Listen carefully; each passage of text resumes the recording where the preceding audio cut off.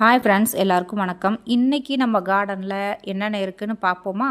செம்பருத்தி பூ சூப்பராக பூத்துருந்ததுங்க. சரி, சாமிக்கு தேவைப்படும் அப்படின்னு சொல்லிட்டு பறிச்சிடலான்ட்டு பறிக்க வந்தாச்சு.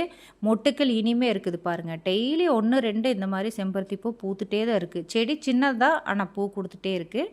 பக்கத்தில் தண்டங்கீரை, சரி அறுவடை பண்ணிடலாம், தளன்னு இருக்குன்னு சொல்லிட்டு அறுவடை பண்ண ஆரம்பித்தாச்சுங்க. பொரியலுக்கு தேவைப்படுன்னு சொல்லிட்டு அறுவடை பண்ண ஆரம்பித்தாச்சு. மொட்டை அடித்தாச்சு தண்டங்கீரையை. அடுத்தது தண்ணி ஊற்றுனா தளைஞ்சிக்குங்க. பாருங்கள், கீரை இவ்வளோ கீரை கிடச்சிது. சரி, இது பொரியல் பண்ணிக்கலாம் அப்படின்னு சொல்லிட்டு நான் பறிச்சாச்சு.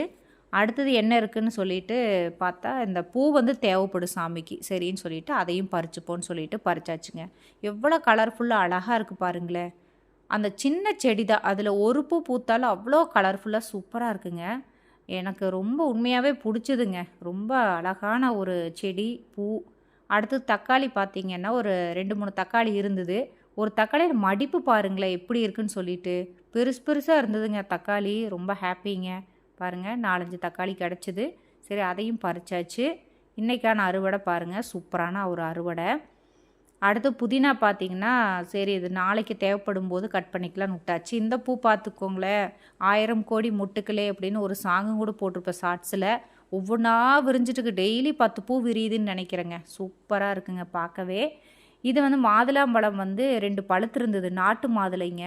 ரொம்ப டேஸ்ட்டாக இருக்கும் ஜூஸ் போட்டு குடித்தாக்கா. சரின்னு அதையும் 2 பறிச்சாச்சு நம்ம. இன்றைக்கான அறுவடை இது தாங்க எங்கள் வீட்டில். செம்பருத்தி பூ, தக்காளி, அப்புறம் கீரை, அப்புறம் 2 மாதுளம்பழங்க. சூப்பர் இல்லைங்க? இது போதுங்க. இதுவே ரொம்ப ஆனந்தம்தான். தேங்க்யூ.